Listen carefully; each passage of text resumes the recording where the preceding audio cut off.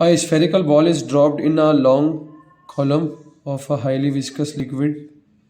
The curve in the graph A B C D आपको 4 graph दे दिए, velocity और time का ग्राफ है। बड़ा इजी क्वेश्चन है, सिर्फ डराने वाला क्वेश्चन है। इनिशियली वेलोसिटी 0 है, बाद में कुछ टाइम बाद वेलोसिटी v हो जाती है। अभी एक कॉलम की बात कर रहा है यहाँ से लेके यहाँ तक के, तो इसको अगर हम एनालिसिस करें एक साइड में, इसको जूम करके अगर हम देखें तो इनिशियली जो बॉल है उसकी वेलोसिटी कितनी होती है 0।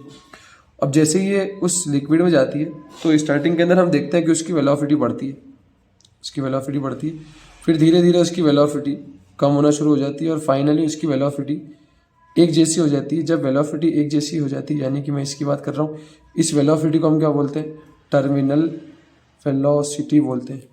यानी कि इनिशियल स्पीड कैसी थी, ज़्यादा थी, फिर उसके बाद कम हो रही है, फिर उसके बाद और कम हुई और फिर एक जैसी हो गई। ठीक है, यानी कि जो ग्राफ बनेगा वो रिटार्डेड मोशन का ग्राफ बनेगा। एक्चुअली ये मोशन कैसा है, रिटार्डेड मोशन। रिटार्डेड मोशन मतलब अपोजिट ऑफ एक्सेलरेशन, यानी वेलोसिटी शुरुआत में ज़्यादा थी, फिर उसके बाद थोड़ी सी कम हो गई, फिर और कम हुई, फिर एक जैसी मेंटेन हो गई।